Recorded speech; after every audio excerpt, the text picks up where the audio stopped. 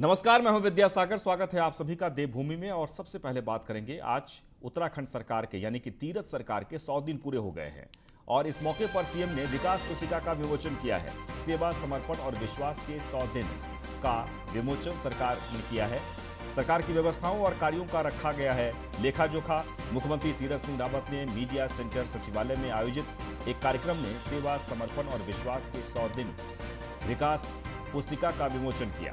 विकास पुस्तिका के विमोचन से पहले 2 मिनट का मौन रखकर 2013 की केदारनाथ आपदा और कोरोना से प्राण गंवाने वाले लोगों को श्रद्धांजलि दी गई। इस मौके पर मुख्यमंत्री ने कहा कि पिछले 100 दिन में सरकार ने कोविड से सफलतापूर्वक संघर्ष किया। उन्होंने कहा कि 10 मार्च को मुख्यमंत्री पद की शपथ लेने के कुछ ही दिन में ही वे स्वयं कोविड संक्रमित हो गए। इस पर गाइडलाइन का पूरी तरह से पालन करते हुए उन्हें एक कक्ष में ही कई दिनों तक रहना पड़ा, परंतु इस अवधि में भी उन्होंने अधिकारियों से वर्चुअल मीटिंग की। दूर दराज के क्षेत्रों की समस्याओं का मौके पर निस्तारण के लिए वर्चुअल चौपालों का आयोजन किया गया। इनमें वर्चुअल प्रतिभाग करते हुए लोगों की समस्याओं को सुना और उनका निदान करने के लिए अधिकारियों को निर्देशित किया गया।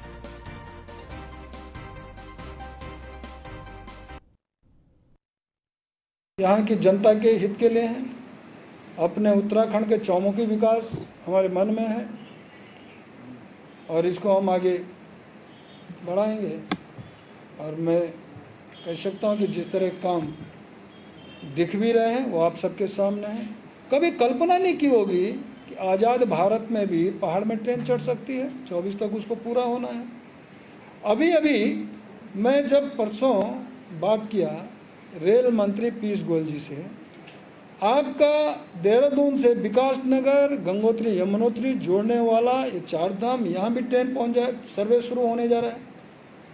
वो फंडिंग मुझे तुरंत वहीं पे पीयूष जी ने कहा कि घोषणा कर दो, मैं बजट तत्काल दे रहा हूँ। रामनगर तक सीधे ट्रेन, आपका कॉर्बेट नेशनल, ऐसा उसको टाइगर। मैंने कहा एक आवश्यकता, मेरा संसदीय भी क्षेत्र है, मैं जानता था वहाँ के स्थितियों को, और पूरा दुनिया का पर्यटक वहाँ आता है। ये केवल उत्तराखंड के लिए, दुनिया का पर्यटक आता है। तो मैंने कहा ये ट्रेन लगनी चाहिए। उन्होंने कहा मैं ओके कर दूँ, कर दो तुरंत। तीरथ सरकार के सेवा, समर्पण और विश्वास के 100 दिन नाम से इस पुस्तिका में मुख्यमंत्री तीरथ सिंह रावत के हाल में दिल्ली दौरे में राष्ट्रपति, प्रधानमंत्री, गृह मंत्री से लेकर तमाम केंद्रीय मंत्रियों से मुलाकातों और उनसे राज्य को मिली सौगातों का लेखा जोखा रखा गया है। इतना ही नहीं, तीरथ सरकार के तकरीबन 75 बड़े फैसलों का उल्लेख भी इस पुस्तिका में है। बात 100 दिन की है तो इस पुस्तिका का साइज़ छोटा है, सिर्फ 55 पेज का, लेकिन इस पुस्तिका में मुख्यमंत्री तीरथ सिंह रावत ने राज्य की जनता को नमन करते हुए भविष्य में चौमुखी विकास का एक बड़ा संकल्प इसमें रखा है। अपने सहयोगी फैजान और अनूप के साथ मैं फहीम तन्हा, न्यूज़ ऑन इंडिया, देहरादून। इस बीच देहरादून से एक और बड़ी खबर, जहां सीएम तीरथ सिंह रावत ने लोकार्पण किया है। छावनी परिषद अस्पताल का लोकार्पण किया गया। सीएम तीरथ के साथ कैबिनेट मंत्री गणेश जोशी भी मौजूद रहे। वहीं राज्यसभा सांसद नरेश बंसल, टिहरी सांसद माला राजलक्ष्मी भी साथ में मौजूद रहे। अस्पताल में 100 ऑक्सीजन बेड, 10 आईसीयू, 8 वेंटिलेटर की व्यवस्था है। गढ़ी कैंट में छावनी परिषद अस्पताल का आज लोकार्पण किया गया है।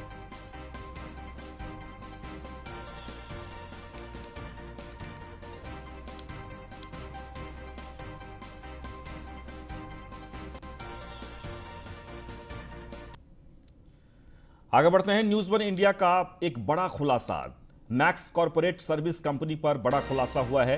कंपनी ने अपनी वेबसाइट पर फर्जी पता दिया है।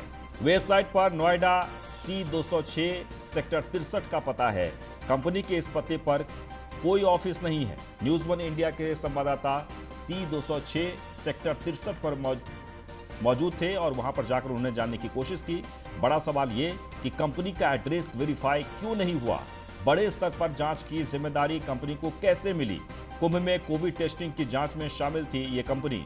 मैक्स कॉर्पोरेट कंपनी सर्विस पर एफआईआर भी दर्ज किया गया है। एक बार आपको फिर से बता दें कि मैक्स कॉर्पोरेट कंपनी पर भी मुकदमा दर्ज किया गया है।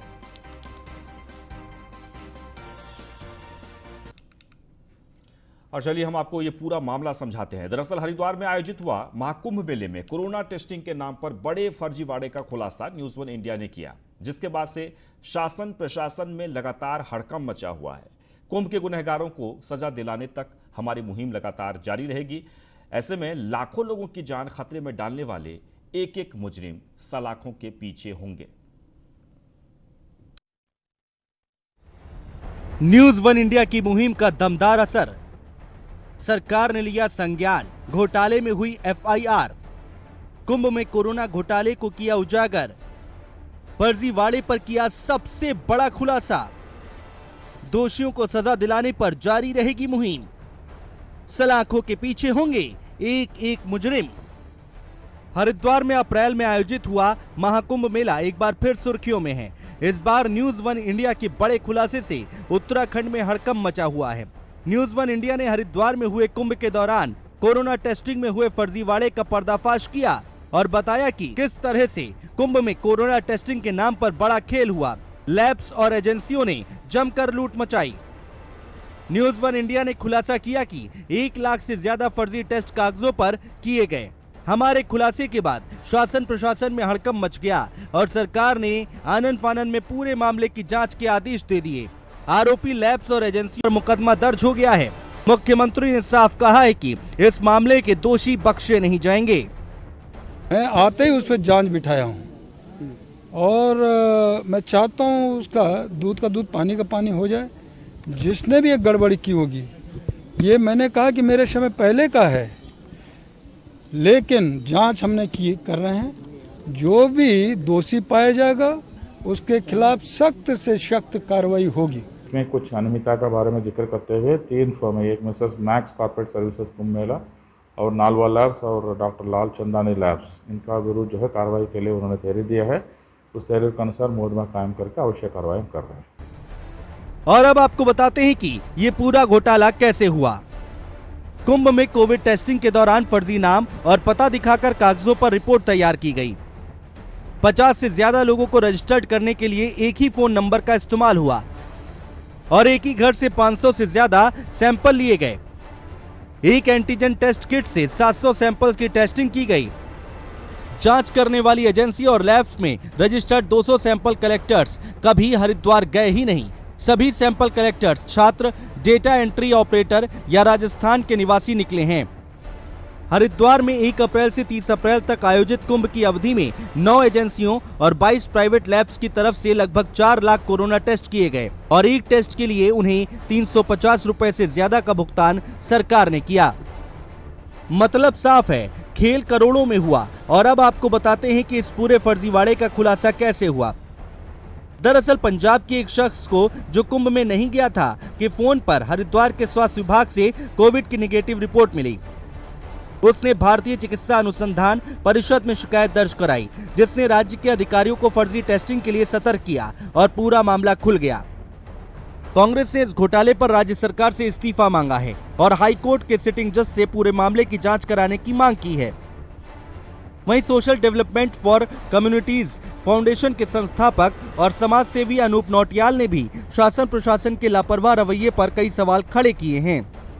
तीरथ सरकार ने महापाप किया है, पूरे देश और दुनिया के सनातनी हिंदुओं को धोखा दिया है और इसके लिए उनको कभी क्षमा नहीं किया जा सकता। उनको तत्काल त्यागपत्र देना चाहिए। एक बार जब जांच के परिणाम सामने आते हैं, ये भी बड़ा ज़रूरी है कि इन सभी परिणामों को सार्वजनिक किया जाए और उत्तराखंड सरकार एक सार्वजनिक तौर पर विस्तृत श्वेत पत्र जो है जारी करे। अगर आवश्यकता पड़ती है तो उत्तराखंड के समस्त कोविड आंकड़ों को बदलने में किसी किस्म का संकोच नहीं होना चाहिए। कुंभ में हुए कोरोना टेस्टिंग घोटाले का खुलासा करके न्यूज वन इंडिया ने अपना फर्ज निभाया है। हमारा आपसे वादा है कि दोषियों को सजा दिलाने तक हमारी मुहिम जारी रहेगी, जब तक महाकुंभ के गुनहगार सलाखों के पीछे नहीं पहुंच जाते हैं। फहीम तन्हा के साथ Sudeep Jain, news one India, Dehradun. और इसी के साथ ही इस बुलेटिन में बस इतना ही।